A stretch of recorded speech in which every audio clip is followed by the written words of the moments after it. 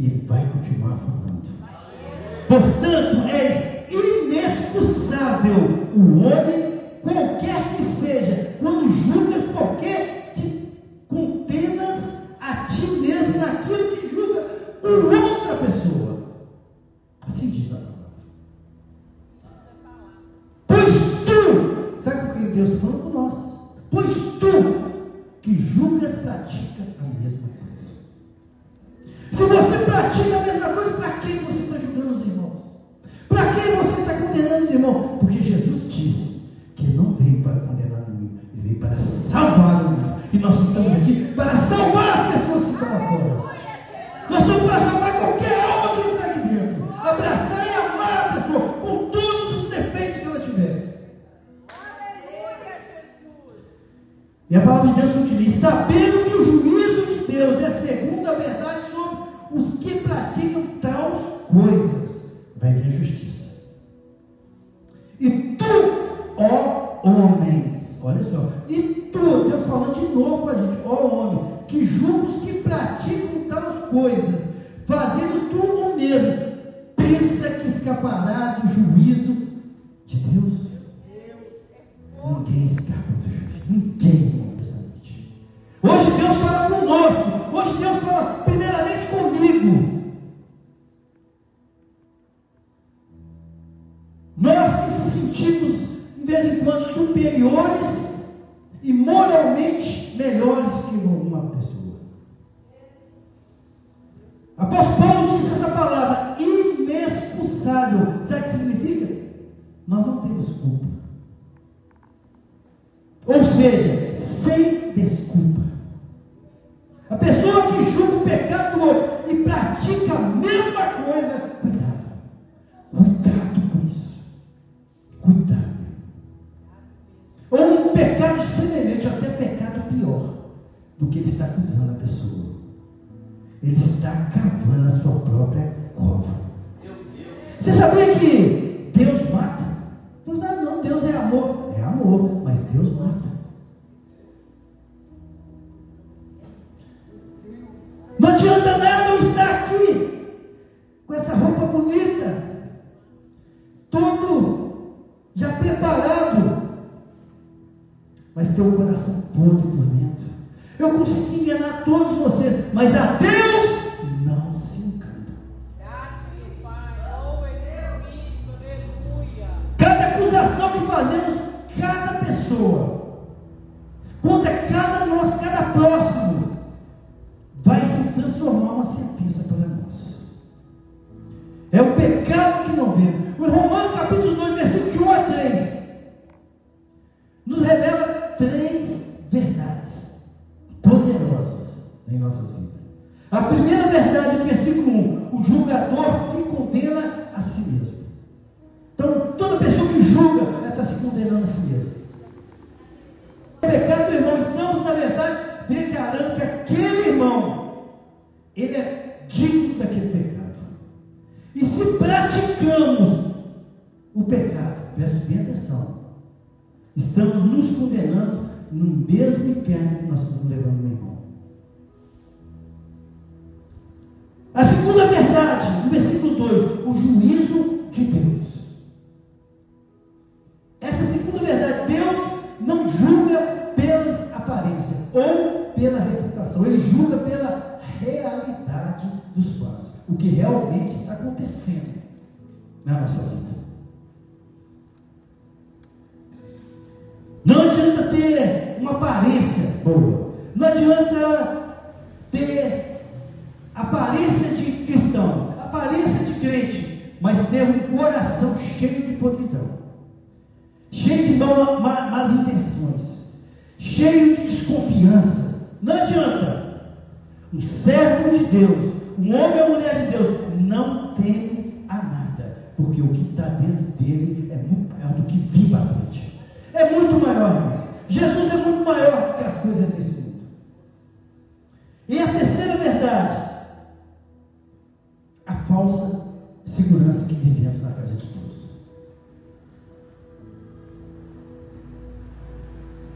Paulo faz uma pergunta retórica: pensa que escaparás do juízo de Deus.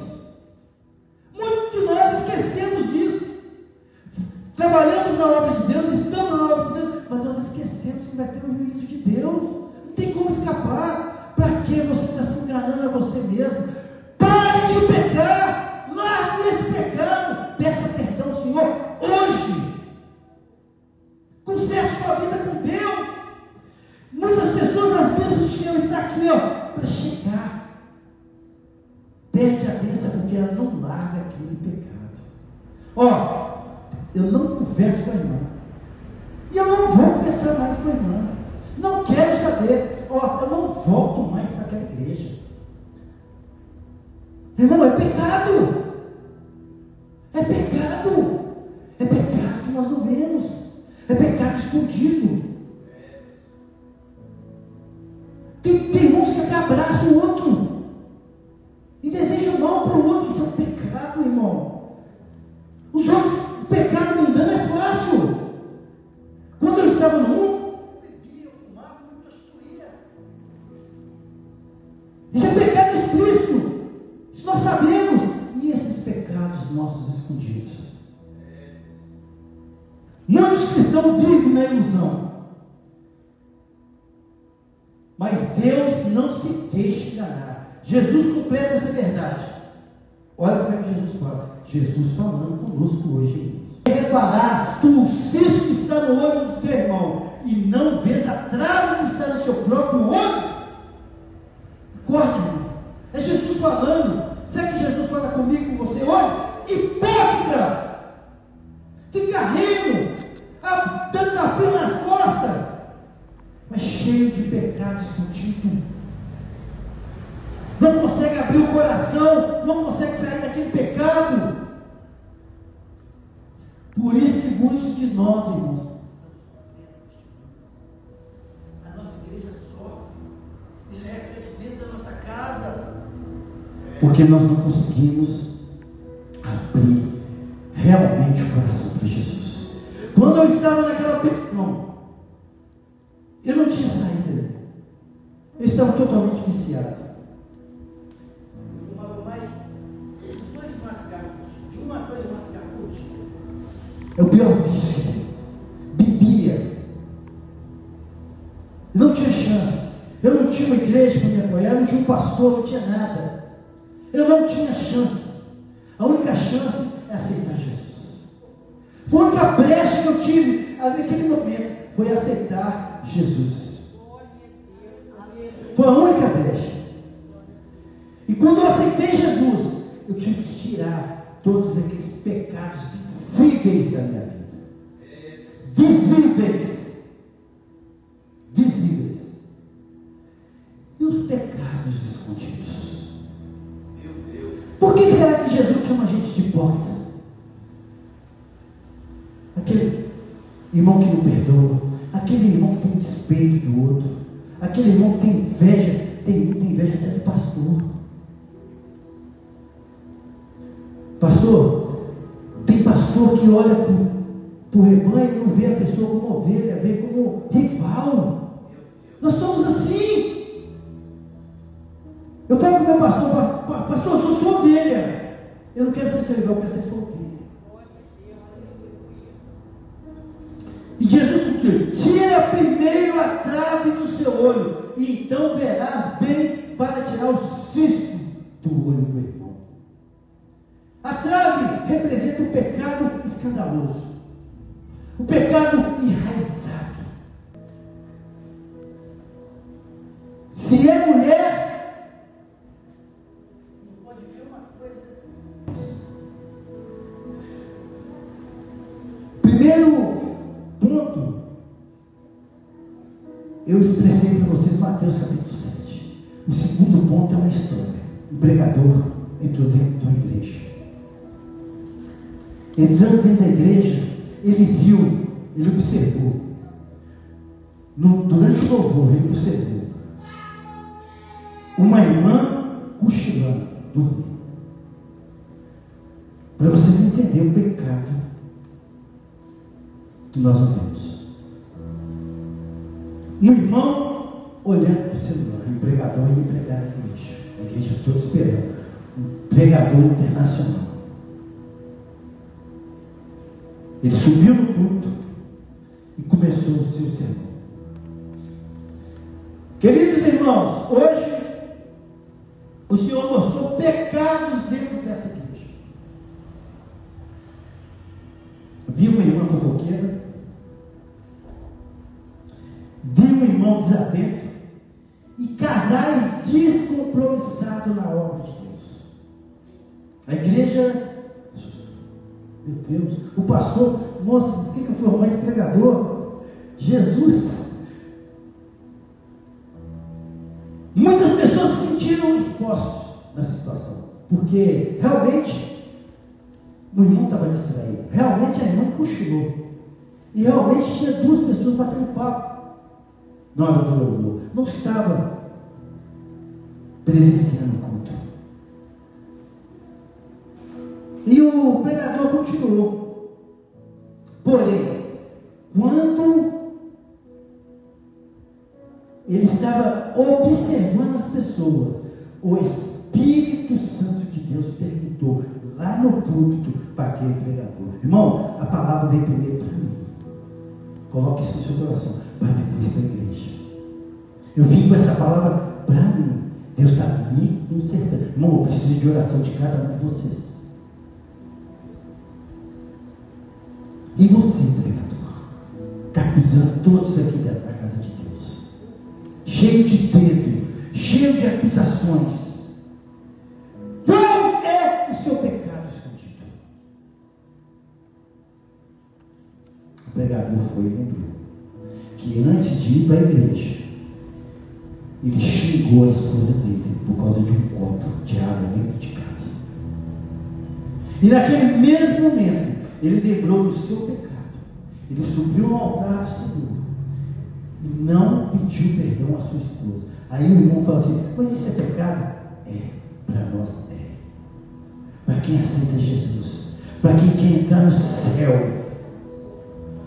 peça perdão de tudo que desagrada a Deus na sua vida. Pecado é aquilo tudo que você erra contra os olhos do papai. Tudo. Se você está descendo, Deus fala assim: desce não, você, que aí o lugar não é bom. Não desce, irmão. Você vai pecar, você vai desobedecer a Deus. Ele foi na esposa dele e pediu perdão. E pediu perdão para a igreja. O pecado que não vimos. A igreja entendeu a missão que o pastor tomou. Espero que cada um de vocês entenda que este pecado que você não vê, só você e Deus vai conseguir resolver esse problema. O seu pastor não vai conseguir. Eu não vou conseguir. Os obreiros da casa de Deus não vão conseguir. Porque esse pecado, ele está escondido conosco. Então, irmão, não seja hipócrita. Seja um homem limpo diante de Deus. Seja uma mulher limpa diante de Deus. Quando julgamos o pecado do outro, sem o espírito de humildade, sem o espírito de restauração, para o julgamento ser acontecido, irmão, é algo espiritual, não é algo formal da pessoa. Porque essa batalha não é contra a carne nem contra o sangue, é contra os principais e potestades desse mundo. Quando você se levanta contra o irmão, Satanás e seu exército se prepara contra você. E vocês têm que estar com espírito de humildade. E você vai ter que estar com espírito de restauração. Que faz parte de quê? Do Espírito Santo de Deus. Porque se nós não fazemos isso, nós vamos estar agindo como fariseu. Acusando, tirando homens e mulheres que poderiam ser bênçãos na casa de Deus. Nós somos perdidos, obreiros. Na minha igreja foi 20 por causa disso.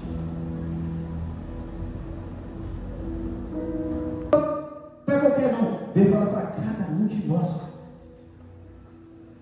Gálatas capítulo 6, versículo 1, a palavra diz assim: irmãos, se alguém for surpreendido com algum pecado, aprenda, irmão. Aprenda, não aprenda comigo, não aprenda com a palavra. Vós que sois espirituais, a gente tem que ser espiritual, irmão. A gente tem que estar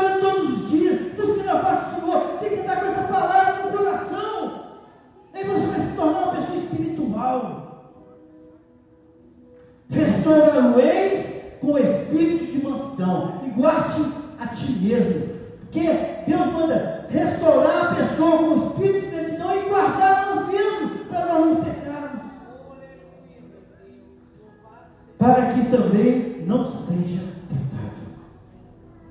O foco não é o erro do irmão, mas as minhas responsabilidades como cristão, como servo de Deus, em ajudar o nosso próximo. Então a primeira lição, o julgamento sem amor é hipocrisia. A segunda lição, o verdadeiro arrependimento. Se não tiver, não adianta. Se você não se arrepender completamente. Irmãos, tem irmãos, você, dependendo do que falar com ele não volta nem aqui mais, pastor. Nem aqui mais. E se diz arrependido, não se arrependeu. Começa com autoconhecimento. Não conhece nada da palavra de Deus. Não quer aprender nada da palavra de Deus. Davi, após o seu terrível pecado com Betseba, não orou a Deus para pedir para que castigasse seu filho. Sabe o que Davi falou? Salmo 51. Cria em mim, faça isso, irmão.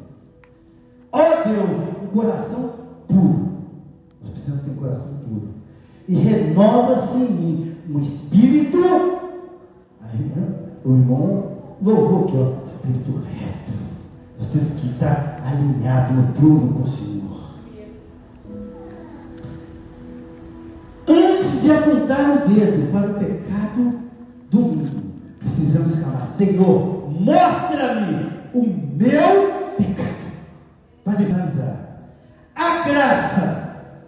Vocês entendem isso? A graça.